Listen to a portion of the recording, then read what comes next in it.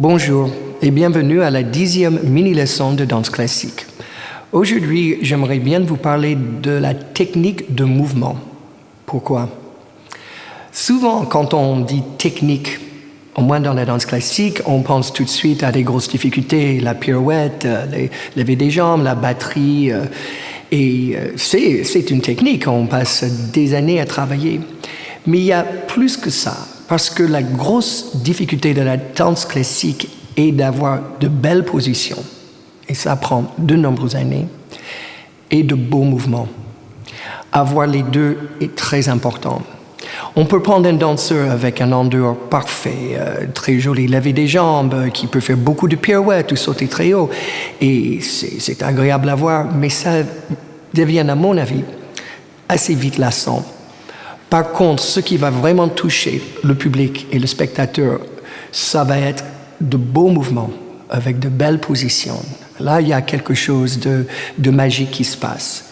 Alors aujourd'hui, j'ai pensé vous proposer un petit enchaînement du milieu et puis de le voir deux fois, une fois avec des danseurs classiques qui le fait et après de corriger, de voir comment, en pensant nos mouvements peut-être un petit peu différemment, on peut les embellir. Alors on y va.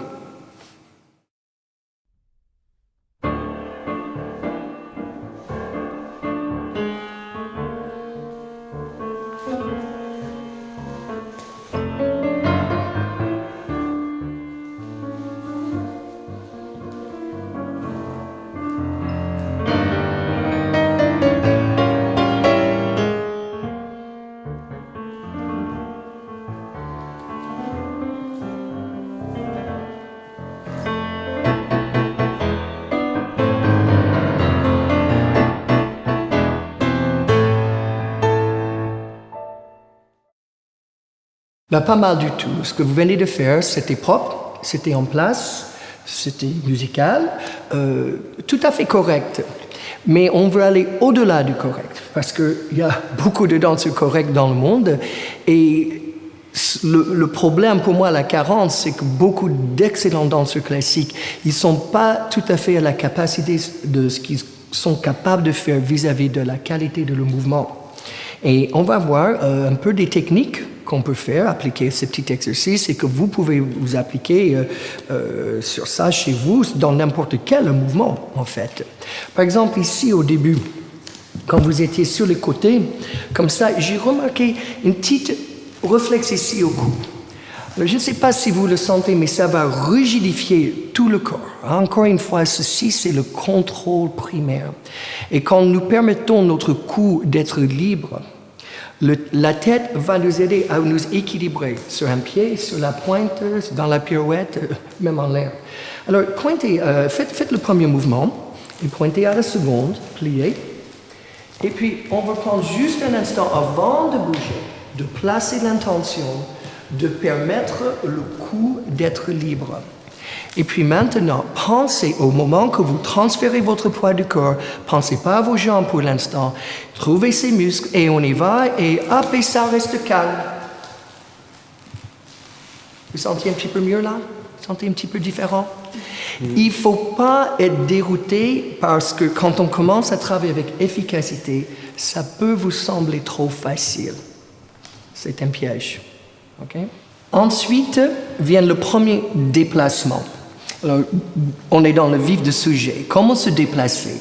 Bon, la première chose ici, on va s'en servir du plié. Et Jean-François, si tu peux laisser l'arrière de ton genou venir vers l'avant pendant que tu relaxes ta tête vers le haut et vers l'avant, comme ça, tu vas pouvoir faire ce qui est vraiment la clé du style classique. Quand on se déplace, on va aller au-delà où se trouve le pied. Et c'est grâce à ceci qu'on peut faire ce côté félin de la danse classique, toujours en train d'aller un petit peu plus loin. Alors si tu peux pointer à la seconde, plier et prendre un instant encore de relaxer le cou et la nuque. Et je crois que tu peux faire un petit peu plus. Allez-y, encore une fois. Plier, glisse ta pointe sur le sol et vas-y. Un peu mieux. Merci. Emmanuel, maintenant, on a un déplacement en arrière. Et comme les déplacements en avant, c'est toujours circulaire. Alors, qu'est-ce que ça veut dire, circulaire? Ça veut dire tout simplement, soit le corps va aller au-dessus et en avant, ou en arrière, ou en dessous. Dans ce cas, c'est un mouvement en dessous. Et regarde, ça change beaucoup de ce qu'on appelle quelqu'un qui danse plat, qui va juste poser les pieds et marcher. Ça donne ce côté un peu rigide, petit soldat, qu'on veut éviter. Et de créer ces mouvements circulaires dessous et en arrière. Et on est tout de suite dans quelque chose qui respire. Tu peux essayer une fois pour moi? Voilà, tu tournes ta tête et tu juste imagines ce petit... Voilà, et là, ben voilà. Et quand on pense bien, beaucoup des danses du monde entier consistent de ces mouvements, en anglais patterns, on dit circulaires, des danses folkloriques comme les Mexicaines avec leur robe. On va toujours voir cette espèce de 8 comme ça.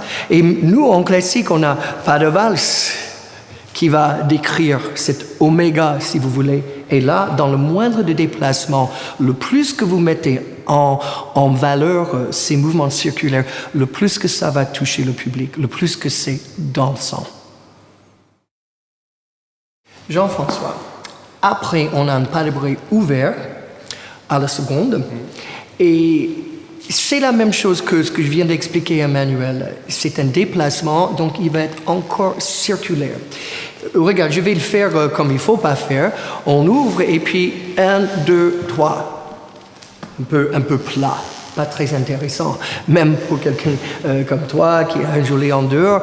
Et c'est pas juste le plastique qui va changer. Encore, il faut soigner la qualité du mouvement. Alors ici, tu peux plier ici et dégager la pointe à la seconde. Je veux que tu penses que quand tu prends ta 5e sur la demi-pointe, pense aussi la direction de ta tête pour donner ce côté circulaire. Et on y va, et en haut, voilà. Très bien, tu peux faire un retour à gauche comme ça, et voilà, et un petit cercle, et au-dessus, et oui, et voilà. Tout de suite, le mouvement est enrichi. Merci. Après, nous avons les deux dégagés, un 4e ouvert et derrière. Et tous les deux, vous avez beaucoup travaillé votre plastique, l'endroit, vous continuez à les travailler comme tout le monde. Et d'abord, regardons, pointez devant. Alors, donc, vous essayez de faire la position selon les standards académiques, mais si on rajoute l'idée d'une direction de vos jambes vers le bas, mais les deux, on va activer les deux jambes vers le bas, et immédiatement, le haut du corps répond par un mouvement vers le haut. Et ainsi, tout le corps s'intègre dans un mouvement, que ce n'est pas juste pointer mon pied, montrer mon endroit, mais il y a quelque chose intérieur qui respire avec. Si vous me mettez dans la 5e position, et puis, sans essayer de le forcer, juste pensez ma jambe vers le bas en ouvrant et vous relaxez la tête vers le haut. Fermez la 5e, prenez un instant de suspendre la tête pour changer le poids et vers le bas. Mais vraiment vers le bas. Vous pouvez penser que la pointe traverse le sol et va jusqu'au sous-sol, et le plus que ça va vers le bas, le plus que votre haut de corps va flotter, se libérer. Et puis, bien sûr, nous arrivons à la pirouette. Et je me rappelle que quand moi j'ai dansé, parfois, si j'avais des pirouettes difficiles, tout ce qui précédait, je pense, oh, ça vient, oh, c'est maintenant. Hein. Et j'ai un peu senti ça chez vous, hein, justement. C'était pas trop mal, et vous arrivez à la pirouette et hop, rigidité. Et on confond rigidité et un excès de tension musculaire avec le contrôle. Et en fait, le contrôle, c'est plus subtil que ça. C'est comme tout, c'est quelque chose qui est enclenché par la pensée. Parce que si on va simplement braquer tous les muscles pour faire ça, très très vite, on voit que c'est extrêmement limité. Alors, quand vous allez refaire, vous allez penser, quand vous faites la pirouette, plus à la préparation. Et vous allez éviter de penser, oh je vais tourner, oh j'espère que je tourne bien, ou hier je n'ai pas bien tourné, comment ça va être aujourd'hui? On va juste penser, un bras sol, ou comme ça, suivant vos écoles, Et l'énergie va vers le bas et vers l'extérieur. Vers le bas et vers l'extérieur en relaxant ces muscles pour que ça puisse aller loin. Faites voir avec un tour, tous les deux. OK? Alors, votre difficulté est de contrôler le dialogue intérieur. Dégagez une pointe, 1, pliez 2, et on va faire un tour. Et on est en train de laisser les extrémités des doigts de main aller loin, et un tour. Pas trop mal, mais je vous trouve un petit peu pressé pour monter là-haut. Un peu comme si on voulait tourner vite avant qu'on se casse la figure, hein, et en caser un ou deux. Vous allez passer un petit peu plus de temps dans le pli, mais attention, un plié actif, pas s'asseoir en bas. Encore une fois à droite. Et 1, et 2, et pli, oui, un petit peu mieux. Alors vous voyez, il y a plein de petites choses qu'on peut faire pour embellir, enrichir les mouvements. Et ces choses-là vont toujours commencer par la manière avec laquelle vous pensez ces pas. N'oubliez jamais que la danse, la belle danse, c'est un flux qui est enclenché par la pensée. C'est là où tu vas commencer. C'est là le centre de commande. Et c'est ça la difficulté, de changer nos pensées. Alors j'aimerais bien que vous essayiez de refaire avec ces détails, sans oublier non plus qu'un danseur avancé se voit par la quantité de détails qu'il peut mettre dans un mouvement très simple. Ce n'est pas forcément la virtuosité pure. On essaie une dernière fois.